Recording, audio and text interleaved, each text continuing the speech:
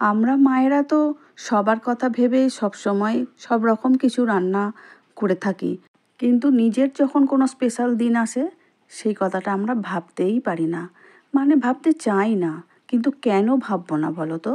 যখন নিজেরা রান্না করতে জানি তাহলে কিছু একটা বানাতেই পারি। আর আজকে আমার একটা স্পেশাল দিন, সেই জন্য আজকে সেই কথা মাথায় রেখে একটা সুন্দর মিষ্টি বানালাম আর তোমাদের সঙ্গে শেয়ার করছি। ছোটোবেলায় টোস্ট পটল খেয়েছিলে, ঠিক সেরকমই এর শেপটা একটু আলাদা। নমস্কার বন্ধুরা, শ্রাবণীর পাকঘরে সবাইকে স্বাগত জানাই। আশা করি তোমরা খুব ভালো আছো, আমিও ভালো আছি। একদম মুচমুচে টোস্ট দিয়ে কিভাবে মিষ্টি বানাই চলো সেটাই শেয়ার করি। প্রথমেই একটা কড়া বসিয়ে দিলাম, কড়ার মধ্যে হাফ কাপের মতো জল দিয়ে দিলাম, কারণ দুধ দেব, দুধটা যাতে নিচে লেগে না যায় কড়ার, সেই জন্য অল্প করে একটু জল দিয়ে দিলাম। লিকুইড দুধ ওই 500 প্যাকেটের পুরোটাই আমি এখানে দিয়ে দিচ্ছি। হ্যাঁ, টেস্টটা ভালো করার জন্য আমুল দুধে বানাতেই পারো।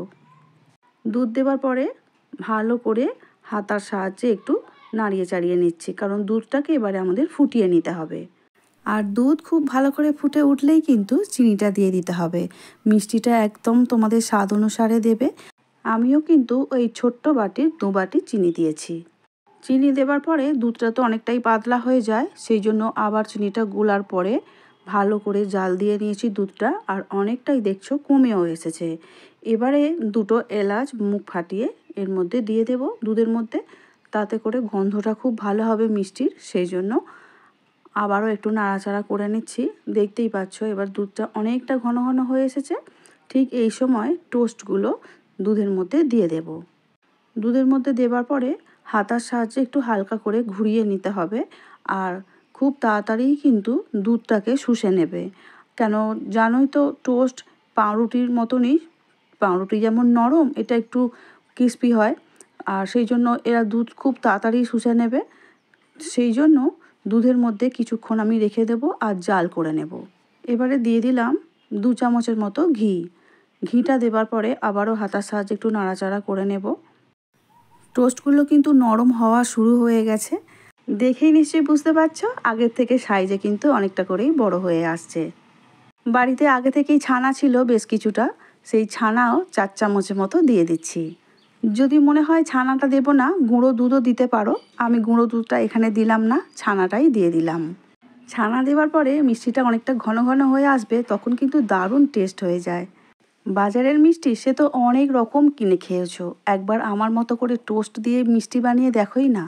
বাড়িতে ভাই বোন এসেছে বা মা বাবার জন্য ভালোবেসে নিজের হাতে মিষ্টি বানিয়ে নিয়ে যাওয়ার ইচ্ছা হয়, তো এইভাবেই বানিয়ে নিয়ে যাও, দেখো সবাই কিন্তু খুব খুশি হবে। বানানোর পর কিন্তু 2 ঘন্টা ফ্রিজে রেখে দিও, সেটার জন্য কিন্তু আরও টেস্টটা বেড়ে যায়। আর গরম গরম সে তো খেতেই পারো, সেটাও কিন্তু খেতে ভালোই লাগে। মালাই টোস্ট মিষ্টি একদম রেডি হয়ে গেছে, এখন একটা সার্ভিং প্লেটের মধ্যে তুলে নিচ্ছি। বন্ধুরা, তোমরাই বলো তো এই নরম তুলতুলে মিষ্টিটার কী নাম দিলে ভালো হয়? আর কিছু ড্রাই ফ্রুটস আমি ছোট ছোট করে টুকরো করে রেখে দিয়েছি, সেটা তোমাদের পছন্দ মতোই দিতে পারো। অল্প কয়েকটা আমন্ড আর পেস্তা ছোট ছোট করে টুকরো করে রেখেছি, ওপর দিয়ে ছড়িয়ে দিলাম। তোমরা চাইলে কাজুও দিতে পারো। আমি তো গরম গরমও খেয়ে দেখেছি আর ঠান্ডা করেও খেয়ে দেখেছি, দুর্দান্ত স্বাদ হয়। আর নিজেকে এইভাবে মিষ্টি বানিয়ে খাওয়ানোর মজাই আলাদা। মা, কী ভাবছো সব মিষ্টিগুলো আমি একাই খেয়েছি? না না, সবাইকে দিয়েই খেয়েছি। সবাই কিন্তু ভালো বলেছে, আর সেই ভালো বলাটার আনন্দও কিন্তু নিয়েছি।